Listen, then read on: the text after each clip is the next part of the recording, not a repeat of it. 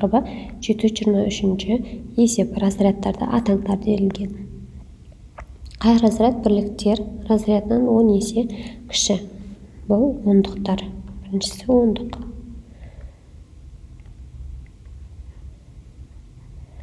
Екіншісі қай разряд ондық үлестер разрядынан 10 есе кіші? Жүздік үлес болады. Үшінші жүздік үлестерден 10 есе кіші мыңдық үлес. Ал мыңдық үлестен 10 есе кіші 10 мыңдық үлес.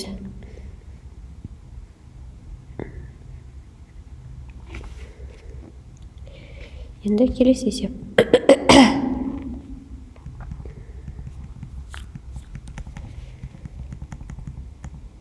Ондық бөлшектерді жазыңдар делінген. Бірінші санымыз 0,4 ондық үлес 0,4, яғни жүздік үлеске 5, мыңдық үлеске 6 болып тұр. Екінші 31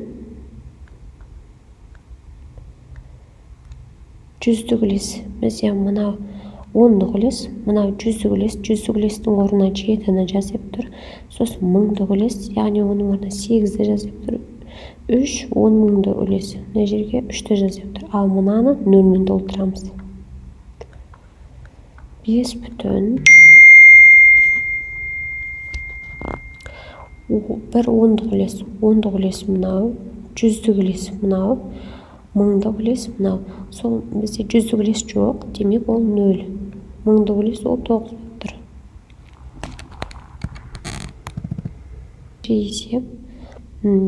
Есептеп нәтижесін ондық бөлшек түріне жазыңдар делінген. Бірінші есеп 10-нан 3, яғни ешқандай бүтін сан жоқ, сондықтан 0,10-3 болады. Қосылған 100-ден 1 деп тұр, 0 бүтін. Жүздік үлес, бізге жүздік үлеске мына жерге үлестің орнына 0, 1-ді қоямыз, қалғандарын 0-мен толтырамыз. Қосылған мыңнан 4. Бұл жерде мыңдық үлес деген 3-ші сан ғой. Осыған 4-ті қоямыз, алымда қалғандарын 0-мен толтырамыз. Сонда 0 бүтін мыңнан 314 деген сан шығады. Екінші санымыз 5 қосылған 10-нан 7, яғни 0,10-нан 7 қосылған 0,100-ден 9 деген сөз. Сонда бұлардың қосындысы 5 бүтін 100-ден 79. Үшінші есеп 6 қосылған 0,9 қосылған 0,100-ден мыңнан 7 деп тұр. Мыңнан деген сөз 3 орындық сан болады өтуден кейін. Ал мыналардың бар 0-мен толтырамыз. Сонда 6 бүтін мыңнан 907 саны. Төртінші сан 20 қосылған 8 қосылған 0,100-ден 5 қосылған 0,1000-нан 6. Сонда 20-ға 8-ді қостық, 28 бүтін болып кетеді. Бүтір. Мына жерде ондық үлесте жоқ, сондықтан 0 қоямыз. Жүздік үлесте 5 тұр, сосын мыңдық үлесте 6 тұр. 6 тұр. Сонда 28 бүтін мыңнан 56. Бесінші есеп 30 қосылған 2 қосылған 0,100-ден 3 қосылған 0,1000-нан 1.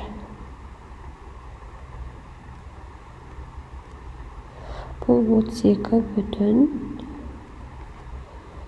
ондық үлесте сан жоқ, жүздік үлесте 3 тұр, мыңдық үлесте 1 тұр.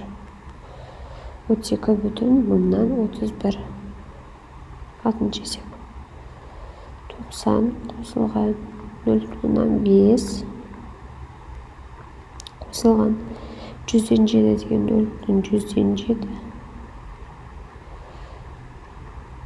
10 мыңнан 3 деп тұр. 0,10 мыңнан 3.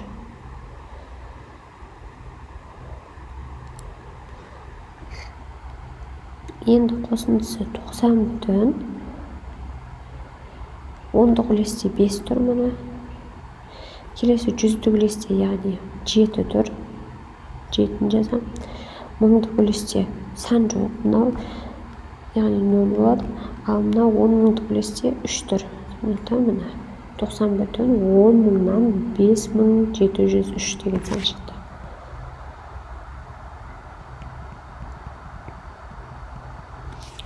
Жеті 27-ші есеп шамалардың мәндерін ондық бөлшек түрінде жазыңдар делінген. Метрмен жазыңдар деді. Бізде сантиметрді метрге айналдыру керек. Яғни 1 метрде неше сантиметр бар? 100 сантиметр бар. Сонда бізде мына метрмен тұрып, ал мына 15 сантиметрді біз метрге айналдыруымыз керек. Ол үшін метр табу керекпіз. Бұл неше метрге тең? Ол деген сөз 15-ті 100-ге бөл деген сөз. Ал 15-ті 100-ге бөлетін болса, ол 0,100-15. Нақты 3 бүтін бар. Сонда 3,15 метр деген 3 метр 15 метр деген 3 бүтін болады. 100-15 метр болады екен. Мына есепте тура сонда 2 метр 100, мына 100-ден 7 болады. Сонда 2 бүтін 100-ден 7 метр. Келесі 35 сантиметр. 35-ті сантиметр болғандықтан оны 100-ге бөлеміз. Сонда 100-ден 35 деген сан шығады. Ол 0,100-ден 35. Ал мына 9 сантиметр. Ол деген сөз 0,100-ден 9 метр деген сөз. Өйткені барлығын 100-ге бөлеміз, сонда сантиметр деп тұрғанда. Енді килограмммен деп тұр. 1 килограммда бізде 1000 грамм бар.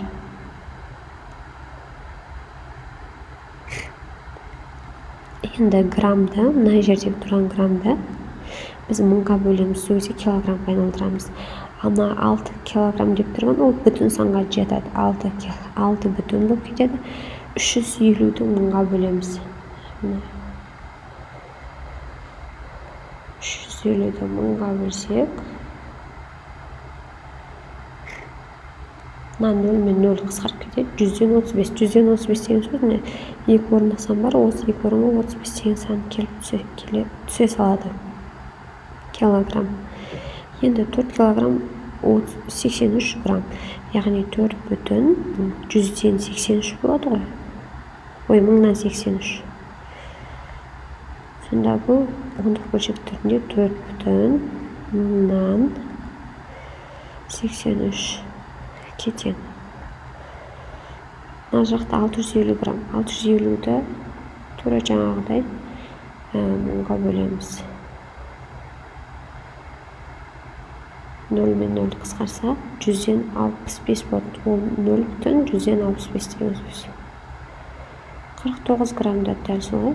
100-ден 1000-нан 49, яғни 0 бүтін 1000-нан 49. Үшіншісі теңге. 1 теңгеде 100 тиын бар, бізде.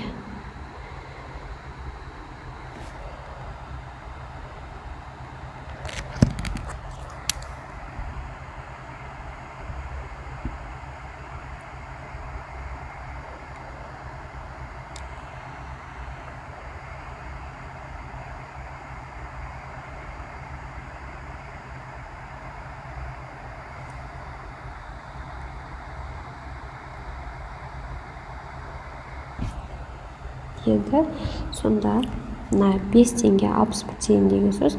61 тиын ол 100-ден кішкентай, яғни 100-ден 61 болады. 5 бүтін 100-ден 61 деген сан 5 бүтін 100-ден 61 деп бөлшек түріне бұлай жазылады.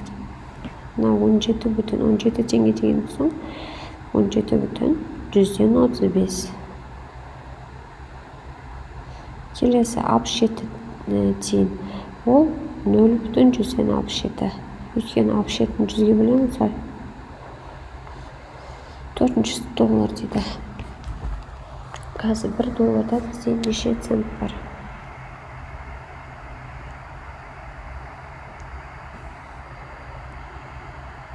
$100 цент бар екен. Демек 1 доллар ол тең 100 центке. Сонда 5 доллар біріншісі 61-ді 100-ге бөлеміз. Сонда 0,161 болады. Келесі 17 доллар.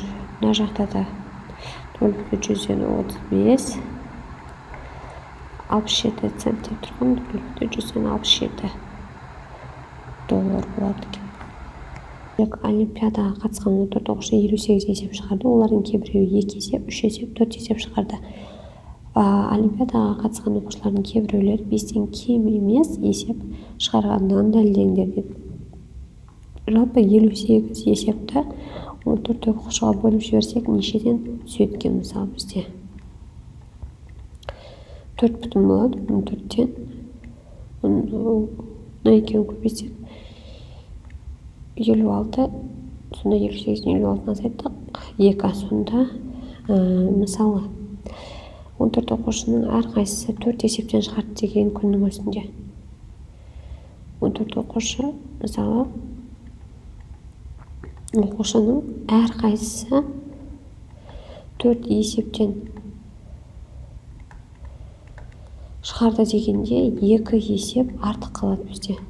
Демек, бұл деген сөз осы 14-ның екеуі 5 есептен шығару мүмкін. 5 есептен шығарған болу мүмкін. Сонда 5-тен кем емес есеп шығарғандағы белгілі болады оқушылардың.